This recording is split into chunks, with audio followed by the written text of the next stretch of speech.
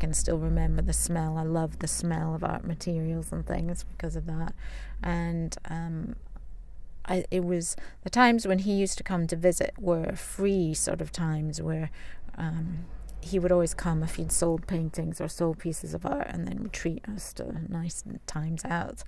And so I remember those visits as being fun, and kind of also possibly taking the responsibility off me for my mum's happiness, and that there was somebody else there instead of this intense kind of the two of us all the time. So it was good having a third person. A happy normal day, like with my parents both there, and I don't know, like playing in the garden and digging holes and going on the slide, and sometimes my mum would take the sprinkler out in the garden, and me and Katie would play with water guns and the paddling pool and stuff like that. And that was nice.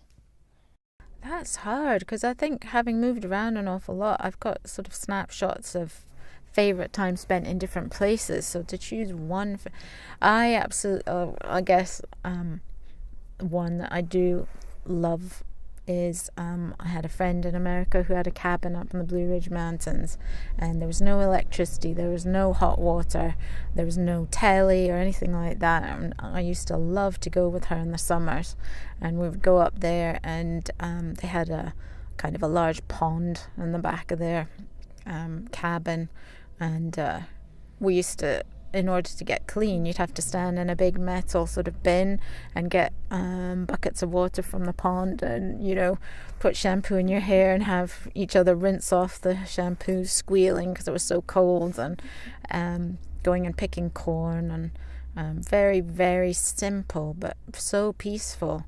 And I don't know, really getting back to a little bit of wildness, I guess. I like that very much. Those are happy memories. Yeah. Mm-hmm. That's good. Growth, and yeah, I would say that as a healthy growth in my being. Who I am has grown, and in a good way. And going from one horrible place to a good place, I'm very proud of that. Yes, I think I am an honest person. I think the hardest people to be honest with, or person to be honest with, is yourself. But I am pretty constantly trying to be self-aware and asking myself, you know, why am I doing something or thinking something? There's always hidden depths to people. There's always little hidden parts that you either hide from yourself or you hide from others, especially in your low moments. A lack of nurture. I'm very much a believer in mindfulness and existential kind of thought, I guess, and I believe definitely that things happen in some moments that should be left in those moments and to be learned from, but certainly shouldn't define somebody even for the next hour afterwards. To define, like, I would hate if I'd made an error or a slight mistake. Even that, like, if that had defined me, someone else's perspective of me, like, forever, like, that would be horrible. I'd want to constantly prove that I was a good person. And that probably comes from childhood things where you're made to feel ashamed for some behaviour, which you probably shouldn't be made to feel shame for, because it's probably just something that's completely normal and shouldn't really come with any judgment.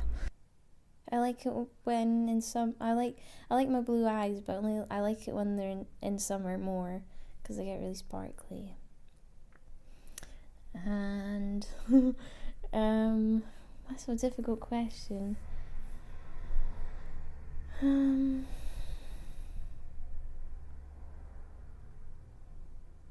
think I'm quite caring, quite like that. Do you know though? I'll be more practical and kind of specific and less airy fairy, and say probably the best thing I ever did was coming to Scotland and really pushing to leave the States and going to university to a country I'd never been to, didn't know a single soul, hadn't a clue really what I was doing, and just kind of launching myself on a big adventure. So many good things have come from that decision, and I think if I hadn't made that decision, I would have regretted it for my entire life.